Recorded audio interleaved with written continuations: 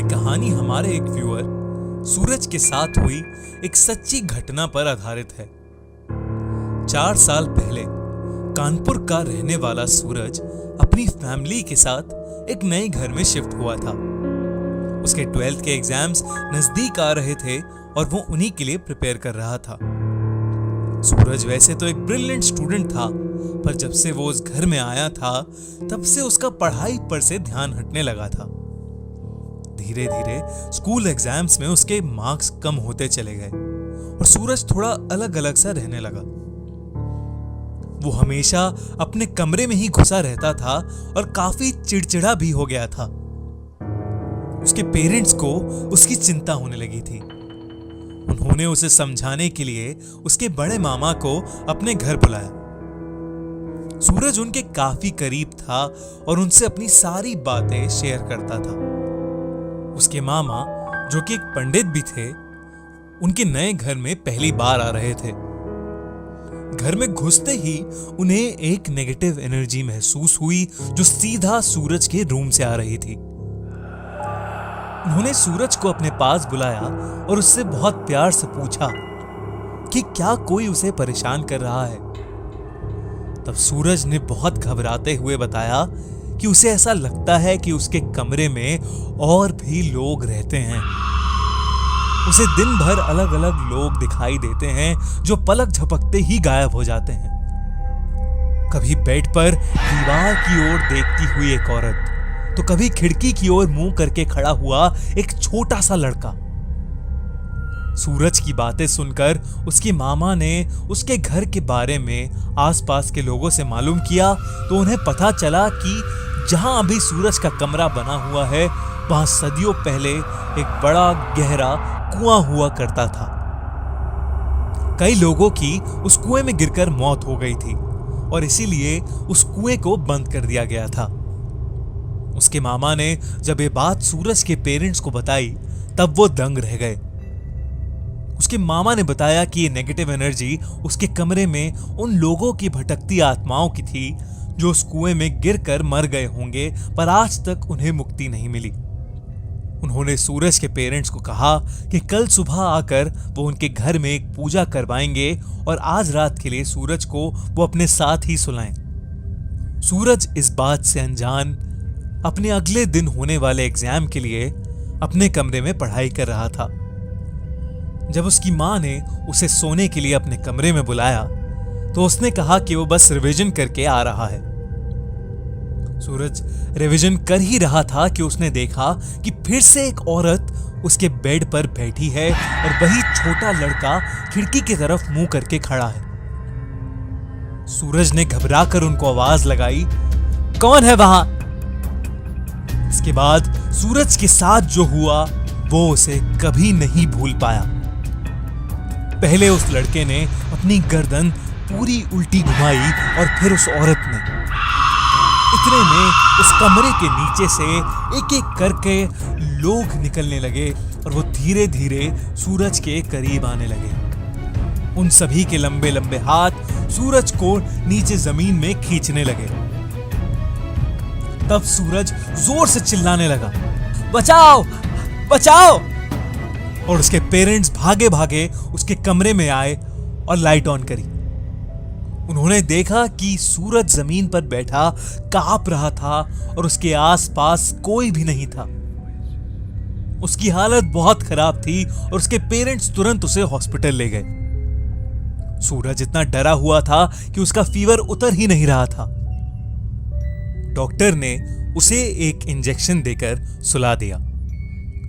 Weakness की वजह से उसकी हालत इतनी खराब हो गई थी कि वो हफ्ते भर हॉस्पिटल में ही एडमिट था। इस बीच उसके मामा ने उसके घर में शांति के लिए पूजा करवाई। जब सूरज ठीक हुआ तब उसके पेरेंट्स ने सूरज को कुछ महीनों के लिए अपने मामा के साथ रहने भेज दिया और जब वो एक नए घर में शिफ्ट हो गए तब सूरज को वापस बुला लिया। सूरज उस साल अपने फाइनल बोर्ड एग्जाम्स भी नहीं दे पाया, बल्कि सूरज आज भी लेट नाइट पढ़ नहीं पाता है और हर एग्जाम से पहले उसे उस घटना की भयानक यादें डरा देती हैं। Haunted school staff room. GSM public school Nainital का एक बहुत ही फेमस स्कूल था। वहां बहुत ही रेप्यूटेड घर के बच्चे पढ़ते थे। उस स्कूल का पूरे नैनीताल और आसपास वाले एरिया में बहुत नाम था। इसलिए रंजना वहां एज अ टीचर जॉब करना चाहती थी। रंजना साइंस की टीचर थी और वो 6th to 8th क्लास को साइंस पढ़ाया करती थी और वो बहुत वक्त से जीएसएम पब्लिक स्कूल में जॉब ट्राई कर रही थी। फाइनली उसकी जॉब उस रेप्यूटेड स्कूल में लग गई थी। रंजना बहुत खुश थी और वो पूरे मन से अपनी जॉब किया करती थी। स्कूल में एग्जाम्स का टाइम आ गया था और एक दिन रंजना एग्जाम पेपर्स चेक करने के लिए स्कूल के स्टाफ रूम में लेट तक रुकी हुई थी। उसने अपने पेरेंट्स को बताया था कि वो स्कूल से लेट आने वाली थी। मगर चिंता की बात तो तब हुई जब रात के 11 बज गए और रंजना का कुछ अता पता नहीं चला। उसके पापा उसे बार बार कॉल कर रहे थे मगर वो फोन ही नहीं उठा रही थी। देखते ही देखते 12 बज गए, फिर 3 बज गए और फिर अगले दिन की सुबह होने को आ गई। रंजना के पेरेंट्स बहुत परेशान हो गए थे, इसलिए उसके पापा तुरंत स्कूल के लिए निकल गए मगर स्कूल के गेट पर ताला लगा था। इसके बाद रंजना के पापा सीधा लोकल पुलिस स्टेशन गए और अपनी बेटी की मिसिंग रिपोर्ट दर्ज करा दी। ये सब अभी चल ही रहा था कि रंजना के पापा को उसके स्कूल के स्टाफ रूम वाले नंबर से एक कॉल आया। उन्होंने तुरंत फोन उठाया और उनके पैरों तले जमीन खिसक गई। वो पुलिस को लेकर फौरन स्कूल के लिए निकल गए। वहां पहुंचकर उन्होंने देखा कि स्टाफ रूम में रंजना की लाश पड़ी है। उसके सर पर गहरी चोट लगी हुई थी और शरीर पर ढेर सारे चोट के निशान थे। पुलिस ने यह सब देखकर तुरंत रंजना की डेथ की इन्वेस्टिगेशन शुरू कर दी। उसके शरीर के निशान सीधा इशारा कर रहे थे कि उसे किसी ने बड़ी बेरहमी से मारा है। पुलिस ने जब सीसीटीवी फुटेज चेक किया तो उन्हें उसमें कुछ नहीं मिला। शाम 8 बजे तक रंजना पेपर्स चेक करती नजर आ रही थी और उसके बाद अचानक सीसीटीवी फुटेज करप्ट हो गई थी।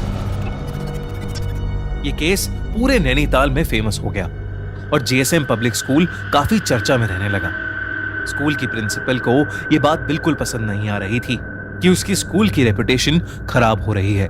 इसलिए उसने पुलिस इन्वेस्टिगेटर अजय को बार बार स्कूल में आने से मना कर दिया। अजय ने केस के बारे में खूब इन्वेस्टिगेट किया मगर उसे कुछ समझ ही नहीं आ रहा था कि आखिर रंजना का मर्डर हुआ कैसे और क्यों। उस स्कूल के सामने एक चाय और स्नैक्स की दुकान भी थी जहां एक बूढ़ी अम्मा सफाई का काम किया करती थी।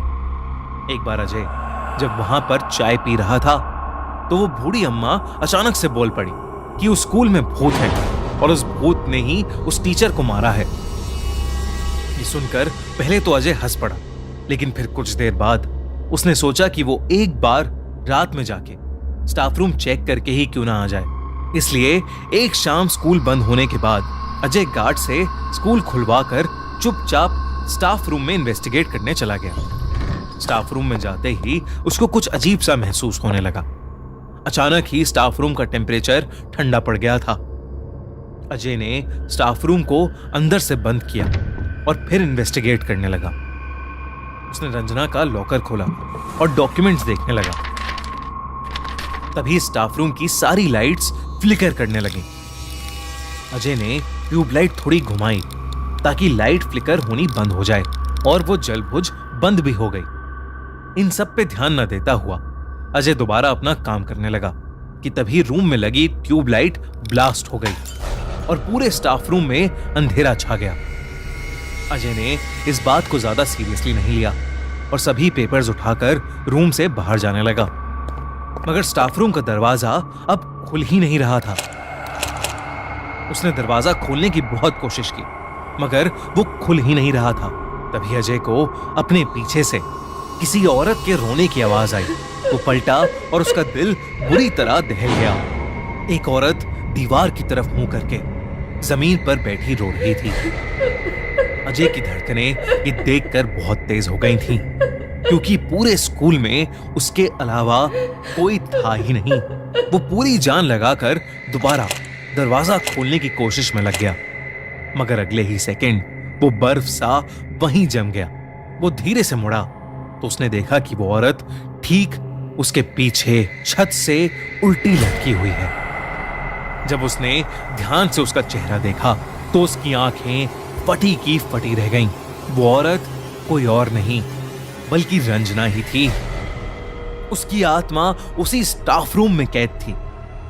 देखते ही देखते रंजना की आत्मा छत से ही फ्लोट करते हुए उसी कोने में चली गई जहां वो बैठकर रो रही थी। उसने जैसे ही रंजना की आंख में आंख मिलाई, रंजना जोर से चिल्लाई और फिर हवा में कहीं गायब हो गई। अजय उस कोने की तरफ गया तो उसने देखा कि स्टाफ रूम की वो दीवार लकड़ी से बनी थी, जबकि बाकी दीवारें सीमेंट से बनी थीं। अजय ने तुरंत वो दीवार तोड़ दी। जो उसने वहां देखा वैसा कुछ उसने आज तक कभी नहीं देखा था। उस दीवार के अंदर इंसानी हड्डियां पड़ी थीं। उन हड्डियों के ऊपर खून लगा था और पास में ही एक गुड़िया रखी थी जिसके गले पर इंसानी बाल बंधे थे। सबसे चौंका देने वाली बात तो यह थी कि उस गुड़िया के नीचे एक तस्वीर रखी थी। वो तस्वीर किसी और की नहीं बल्कि रंजना की ही थी। किसी ने रंजना को मारने के लिए और उसकी आत्मा को ट्रैप करने के लिए काला जादू किया था। अजय ने तुरंत गार्ड से पता किया कि स्टाफ रूम की लास्ट रेनोवेशन कब की गई थी।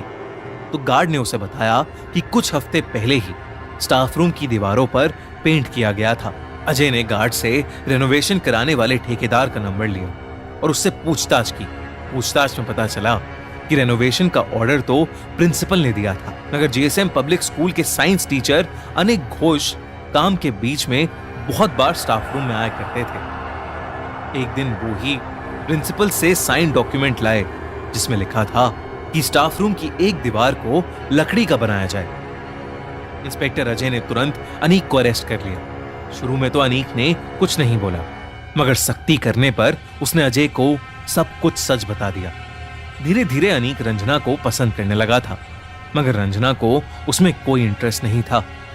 धीरे धीरे अनीक की फीलिंग्स उसके सर पर चढ़ने लगी थीं और वो रंजना के पीछे हाथ धोकर पड़ गया था।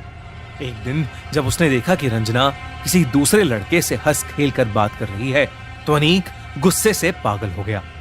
जिस दिन रंजना स्कूल में देर तक रुकी थी, उस दिन छुट्टी के बाद अनीक भी स्कूल में छुपा बैठा था। वो स्टाफ रूम में गया और रंजना से जबरदस्ती करने लगा। रंजना ने अपने बचाव में अनीक को धक्का मारा, मगर अनीक को बहुत तेज गुस्सा आ गया और उसने रंजना का सर टेबल के कोने पर दे मारा। रंजना की वहीं मौत हो गई। इसके बाद अनीक ने उस लकड़ी की दीवार के पीछे कुछ काला जादू करने का सामान छुपा दिया ताकि वो रंजना की आत्मा को वहीं ट्रैप कर सके और जब भी उसका मन चाहे वो उसे जाकर देख सके। अनीक की बड़ी बहन काला जादू करना जानती थी और अनीक ने उसी से ये सब करना सीखा था। अनीक के खिलाफ एक सॉलिड केस बनाया गया और कोर्ट द्वारा उसे उम्र कैद की सजा सुनाई गई। जीएसएम पब्लिक स्कूल के उस स्टाफ रूम को हमेशा के लिए बंद कर दिया गया, मगर आज भी कई स्टूडेंट्स और टीचर्स ये दावा करते हैं कि उस स्टाफ रूम से आज भी किसी औरत के रोने की आवाज आती है। आपको क्या लगता है, क्या रंजना की आत्मा अभी तक उस स्टाफ रूम में कैद है? School exam. एग्जाम ये शब्द शायद किसी हॉरर स्टोरी से भी ज्यादा डरावना है। आज की कहानी भी इसी शब्द से जुड़ी है। पुनीत और करण बचपन से ही बहुत अच्छे दोस्त थे।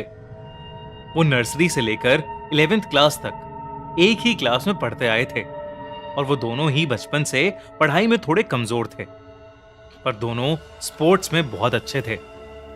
पुनीत स्कूल की फुटबॉल टीम का कैप्टन था और करण डिस्ट्रिक्ट बैडमिंटन चैंपियन था।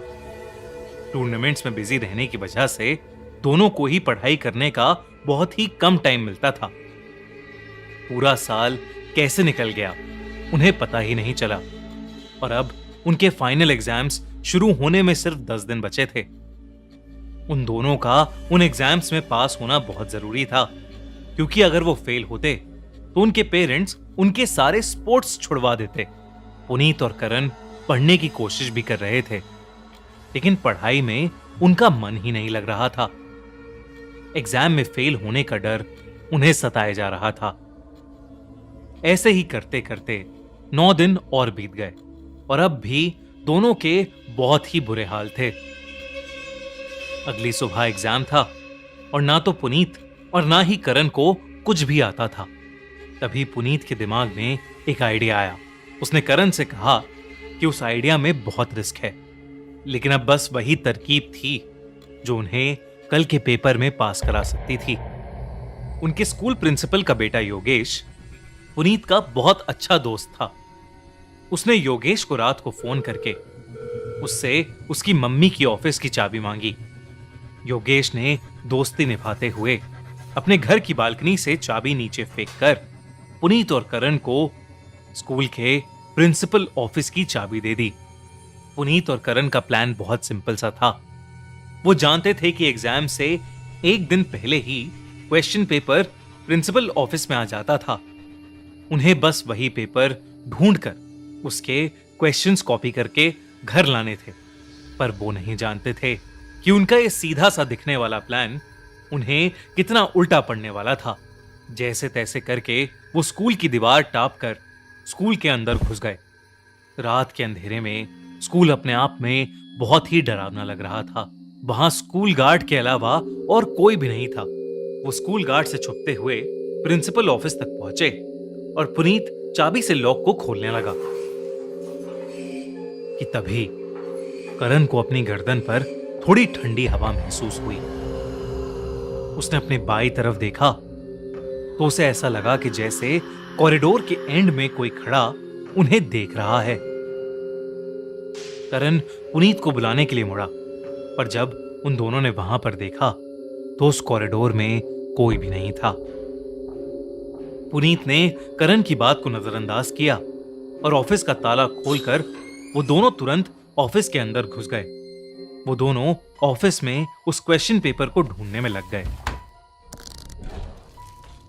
कि तभी उन दोनों के सामने कुछ ऐसा हुआ जिससे उन दोनों के होश उड़ गए। ऑफिस में रखी एक अलमारी का दरवाजा खुद ब खुद खुल गया। पुनीत और करण ने घबराते हुए एक दूसरे को देखा, लेकिन तभी करण का ध्यान अलमारी में रखे एक पेपर पर गया। वो पेपर करण ने उसे उठाकर देखा तो वो कल सुबह होने वाले एग्जाम का ही क्वेश्चन पेपर था। पेपर को देखने की एक्साइटमेंट में करण और पुनीत दोनों ही भूल गए कि अभी क्या हुआ था और वो उस पेपर के क्वेश्चंस कॉपी करने लग गए।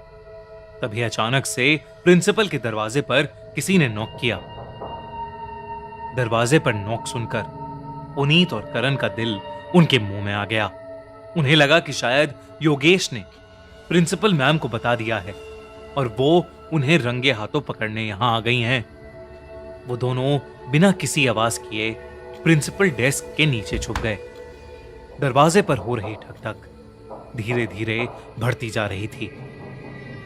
पुनीत और करण डरे सहमे बस वहीं छुपे रहे।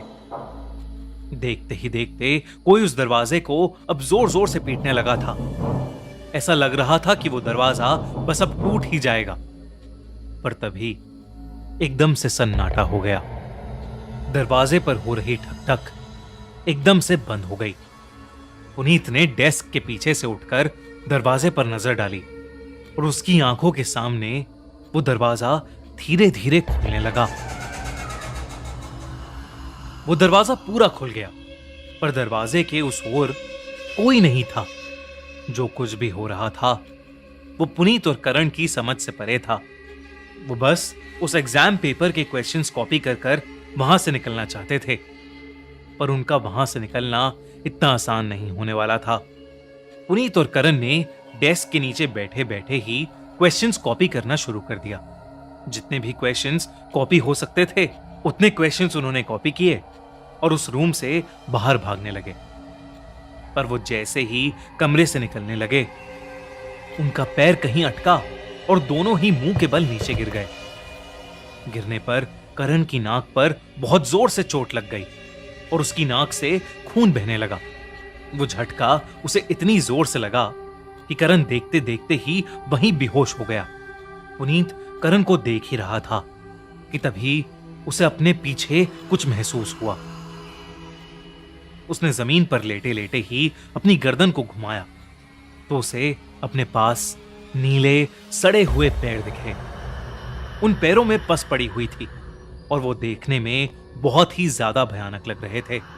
करण ने हिम्मत करके नजर उठाई तो वहां एक आदमी खड़ा था जिसने उनके स्कूल के पीएन जैसे कपड़े पहने थे।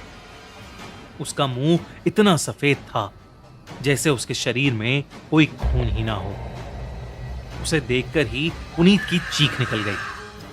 उस आदमी की दोनों आंखें पूरी तरह से सफेद थीं और वो बिना कुछ बोले बस वहां खड़ा हुआ था। इससे पहले कि पुनीत कुछ कर पाता, उस भयानक आदमी ने अपने हाथ में पकड़ा वाइपर सीधा पुनीत के सर पर दे मारा और पुनीत वहीं गिरकर बेहोश हो गया और वो भयानक आदमी कहीं गायब हो गया। अगली सुबह जब स्कूल गार्ड को कॉरिडोर में दो बच्चे बेहोश मिले तो बहुत हाहाकार मच गया। उस दिन का पेपर कैंसिल हो गया और प्रिंसिपल को पुनीत और करण की चोरी के बारे में भी पता चल गया। पुनीत और करण को उस दिन की शाम को जाकर होश आया और वो हड़बड़ाहट में अपने साथ हुआ हादसा बताने लगे। तभी उनके प्रिंसिपल ने उन्हें बीच में ही रोक दिया। उन्होंने कहा कि स्कूल में भूत प्रेत जैसा कुछ नहीं है। उनकी बात को काटकर प्रिंसिपल ने उनसे कहा कि उन्होंने जो किया है उसके लिए उन्हें सजा मिलेगी। पुनीत और करण को 11th क्लास रिपीट करने को कहा गया, पर पुनीत और करण उस रात को भूल नहीं पाते। उन्होंने सब लोगों को अपने साथ हुआ हादसा कई बार बताया, लेकिन सब सिर्फ उनका मजाक उड़ाते रहे। फिर एक दिन एक पुराने स्कूल के गार्ड ने उन्हें बताया कि करीब 20 साल पहले एक स्कूल पीएन की क्लासरूम में सफाई करते हुए मौत हो गई थी। उस गार्ड ने यह भी बताया कि अब उस क्लासरूम की जगह पर प्रिंसिपल का ऑफिस बन गया है। पर उस पीएन की मौत के बाद उस पीएन को कभी देखा नहीं गया और ना ही कोई भूतिया किस्सा उस गार्ड को कभी सुनने में आया। लेकिन उस गार्ड की बात को सुनकर पुनीत और करण की हालत खराब हो गई। वो इतना डर गए कि उन्होंने अपने पेरेंट्स से बहुत जिद करके वो स्कूल ही छोड़ दिया।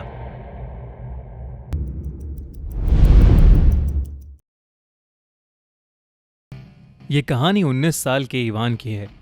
इवान का कॉलेज में नया नया एडमिशन हुआ था और वो बहुत ही एक्साइटेड था, लेकिन उसे नहीं पता था कि उस कॉलेज में उसका इंतजार कौन सी भयानक मुसीबत कर रही है।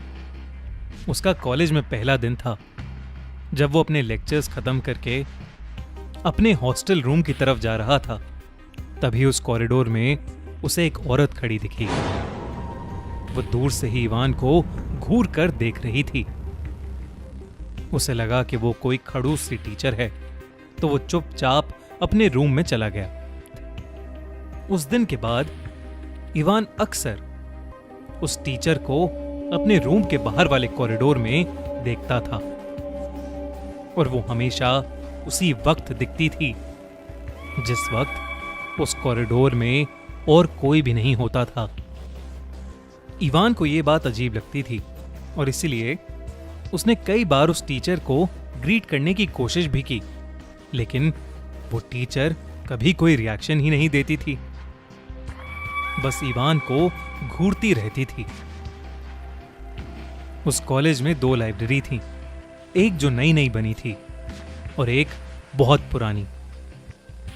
वो पुरानी लाइब्रेरी पिछले 1 साल से बंद पड़ी थी, पर एक रोज जब इवान वहां से गुजर रहा था तो उसने उसी अजीब सी दिखने वाली टीचर को उस पुरानी लाइब्रेरी के अंदर जाते देखा।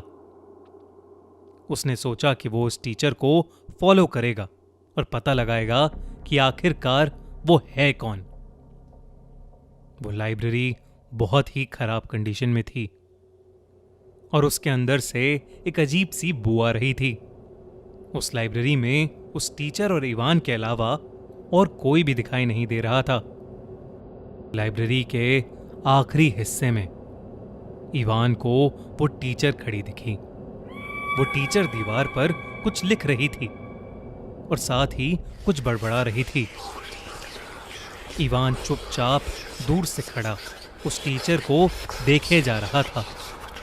लेकिन अचानक उस टीचर ने पीछे मुड़कर इवान को एक भयानक नजर से देखा। उस टीचर की आंखें लाल हो गई थीं।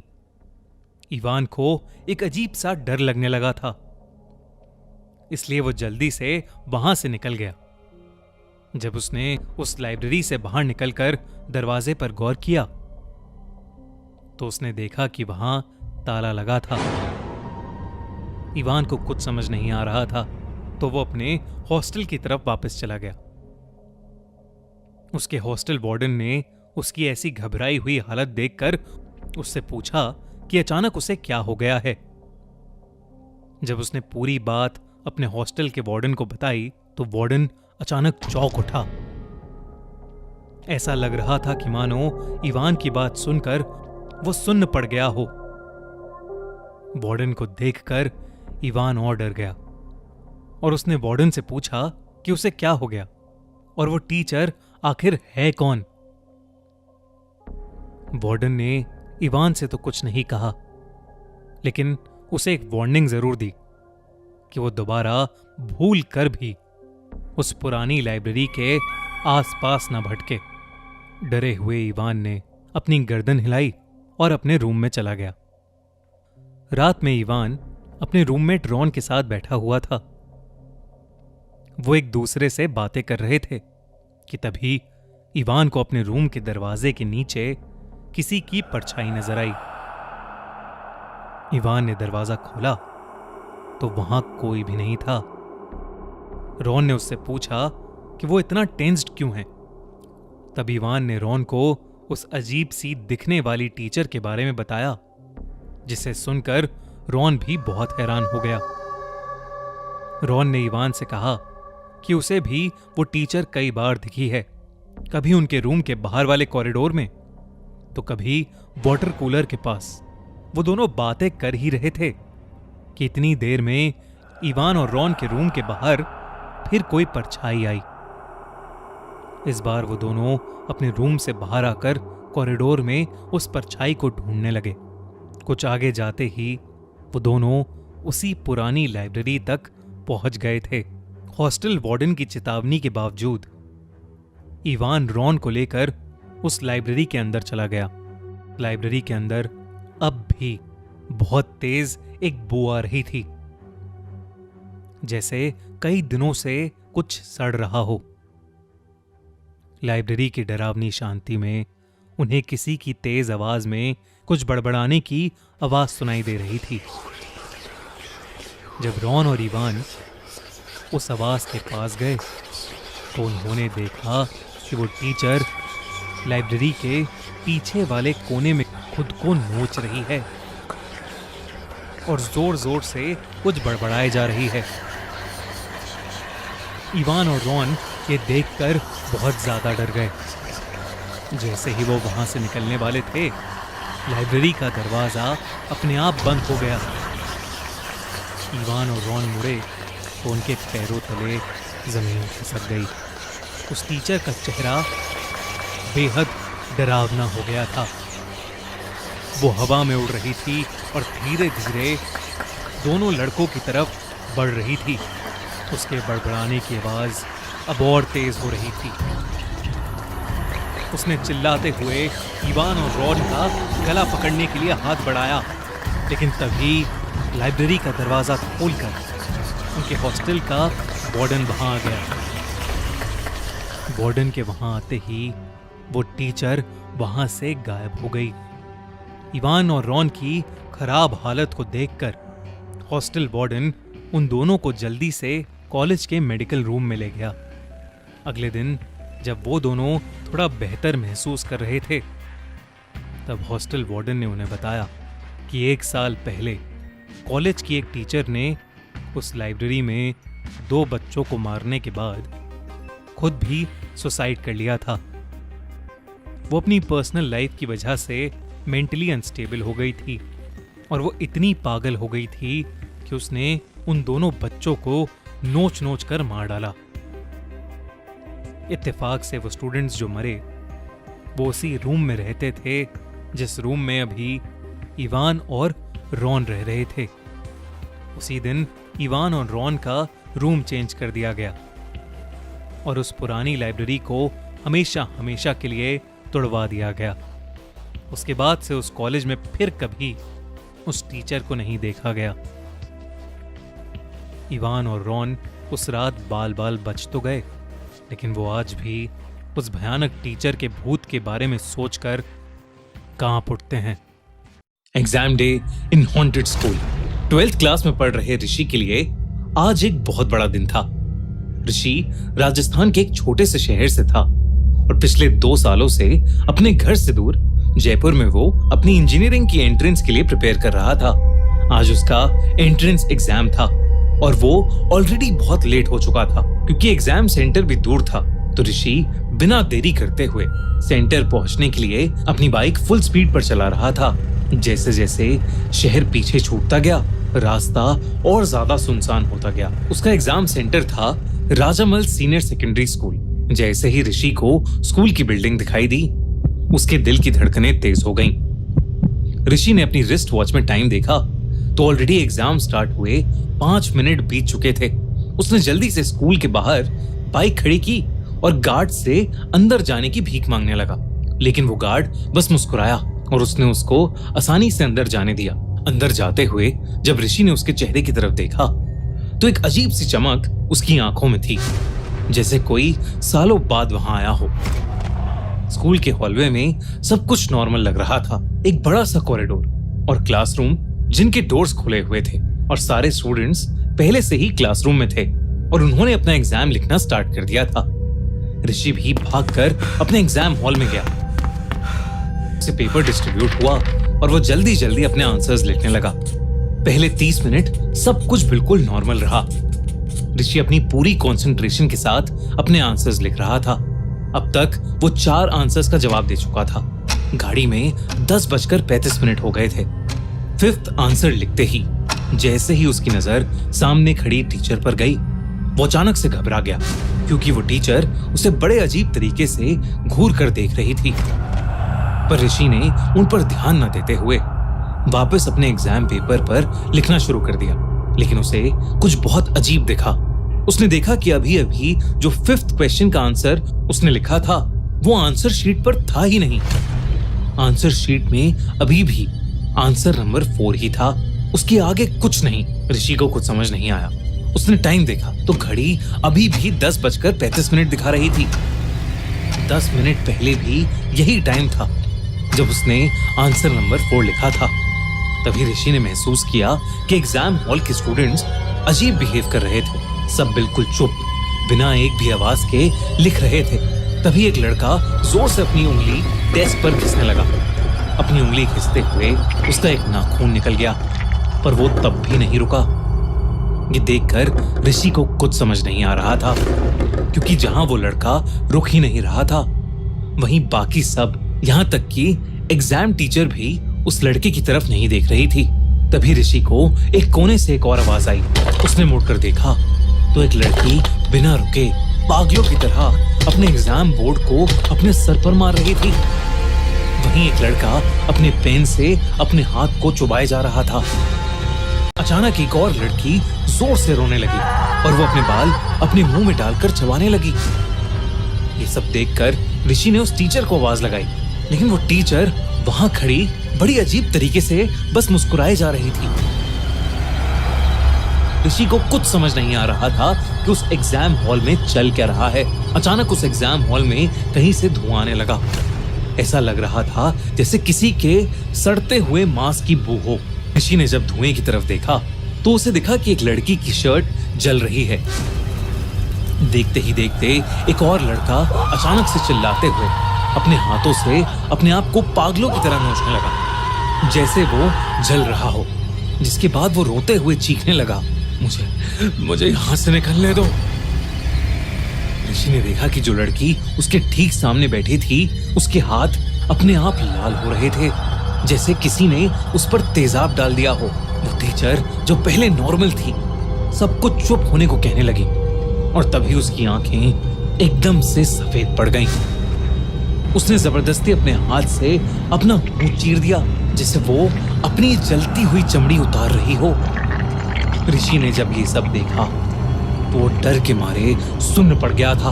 उस टीचर का चेहरा कुछ ही पलों में पूरी तरह जल गया था और उसके चेहरे की हड्डियां दिख रही थीं। देखते ही देखते वहां मौजूद सारे स्टूडेंट्स ने आग पकड़ ली। सारे स्टूडेंट्स दर्द से कर्राते हुए चिल्लाने लगे। सबका शरीर जलने लगा और देखते ही देखते वो अंगारों और धुएं में बदल गए। पूरे रूम में सिर्फ जलते हुए मांस की बदबू थी और धुआं ही धुआं। ये सब देखकर ऋषि का रोना छूट गया।